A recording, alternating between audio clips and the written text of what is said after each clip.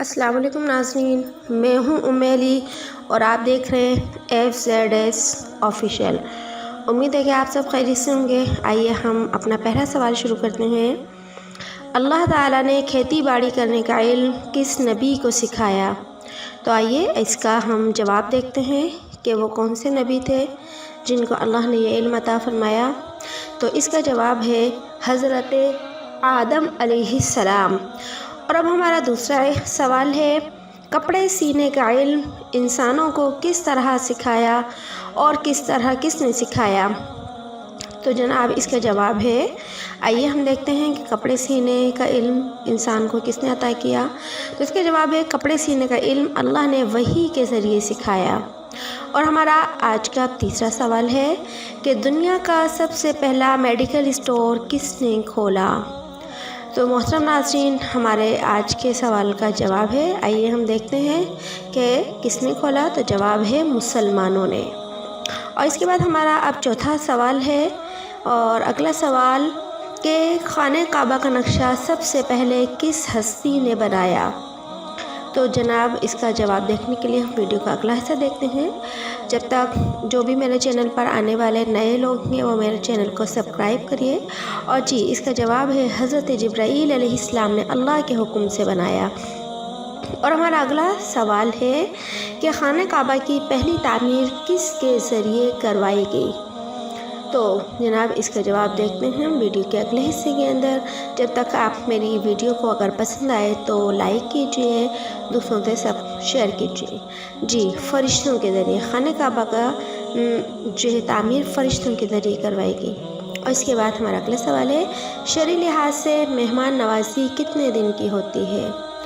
تو ہم دیکھتے ہیں کہ اس کا جواب کیا ہے کہ ایک مہمان کتنے دن تک کسی کا جو ہے وہ مہمان بن سکتا ہے؟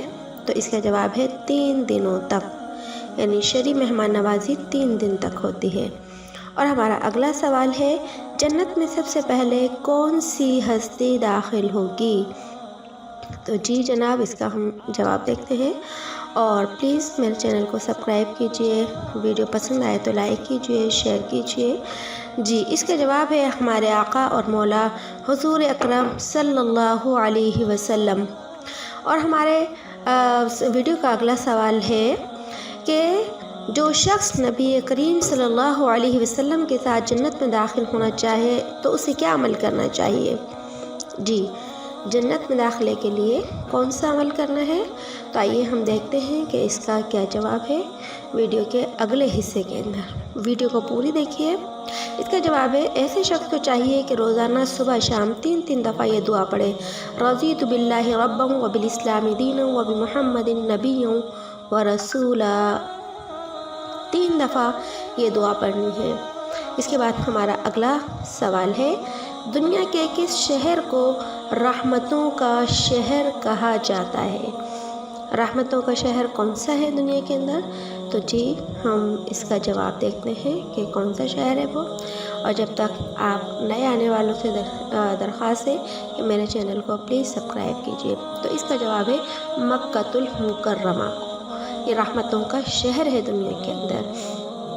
اور ہمارا آج کا اگلا سوال ہے کہ وہ کون سے مقرب نبی ہیں جنہوں نے امت محمدیہ کو سلام کہلوایا؟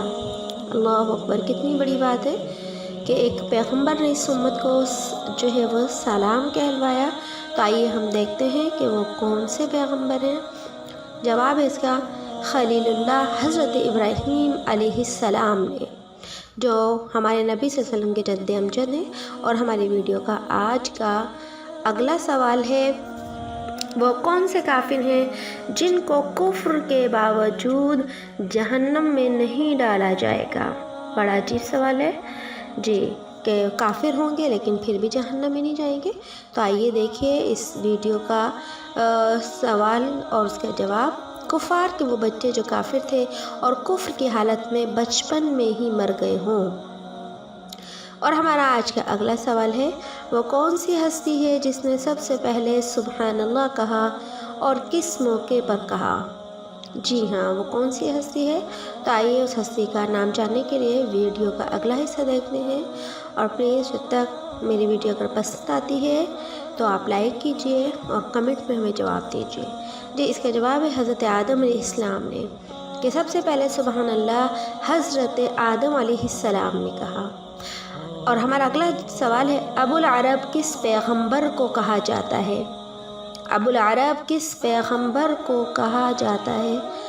तो इसका जवाब देखने के लिए वीडियो का अगला हिस्सा हम देखते हैं कि वो कौन से पैगंबर हैं जिनको अबुल अरब कहा जाता है। जी, इसका जवाब है हज़रत इस्माईल अलैहिस्सलातु वस्सलाम को।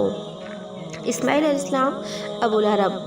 और इसके बाद हमारे वीडियो का अगला सवाल है, कुरान करीम की किन सूरतों को कुरान का दरवाज़ा कहा जाता है? कुरान करीम की किन सूरतों को कुरान का दरवाज़ा कहा जाता है? तो आइए हम इस सवाल का जवाब देखते हैं कि वो कुरान की कौन सी सूरतें हैं। जी, इसका जवाब है हामीम वाली सूरतों को। हामीम वाली सूरतों को कुरान का दरवाज़ा कहा जाता है।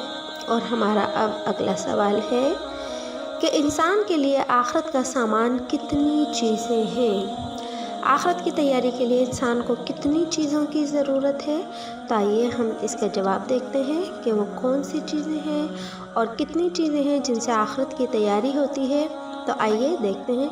नंबर 1 नमाज, नंबर 2 रोज़ा, नंबर 3 सदका और नंबर 4 निदामत के आंसू, जो अल्लाह को बहुत पसंद है।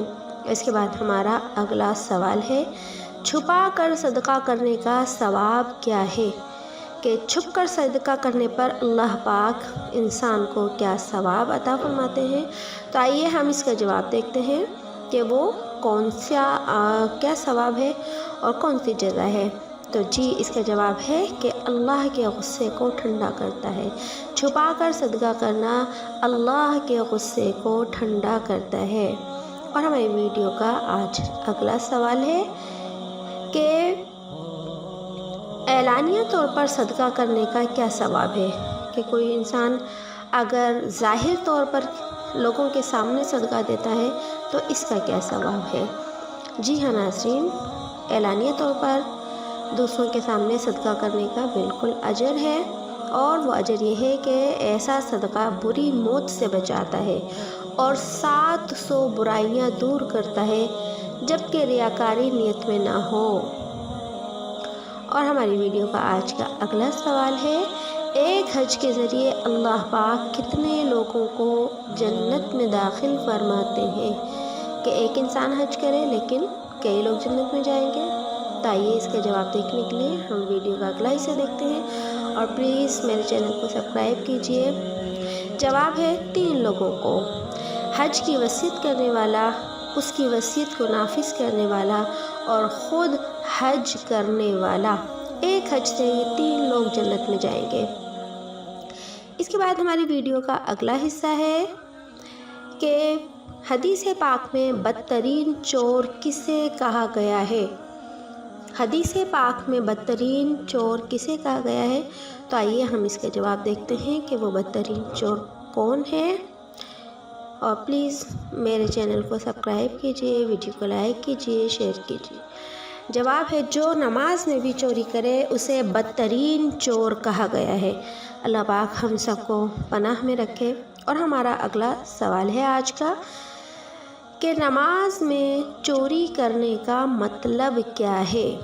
नमाज में चोरी करने का मतलब क्या है? किस तरह कोई इंसान नमाज में चोरी कर सकता है? तो इसके बारे में ख़ुद अहदीस तैयबा में आया है। आइए हम जवाब में देखते हैं कि नमाज में चोरी किस तरह की जा सकती है।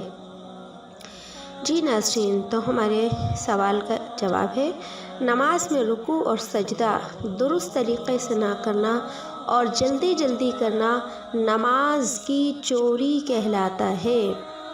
अल्लाह पाक हम सब को पनाह में रखे। और हमारी वीडियो का आज का अगला सवाल है कि वो कौन सी हालत है जब आधी नमाज पढ़ें तो भी पूरी नमाज का सवाब मिलता है? जी हाँ, वो कौन सी हालत है? तो आइए देखते हैं वीडियो के अगले पार्ट के अंदर। और प्लीज़ वीडियो को पूरा देखिएगा آپ کو اس سوال کا جواب بھی معلوم ہونے والا ہے کہ وہ کون سی حالت ہے، تو جی ہاں، وہ ہے سفر کی حالت۔ سفر کی حالت میں جب انسان قصر نماز پڑھتا ہے تو بھی اسے پورا ثواب ملتا ہے۔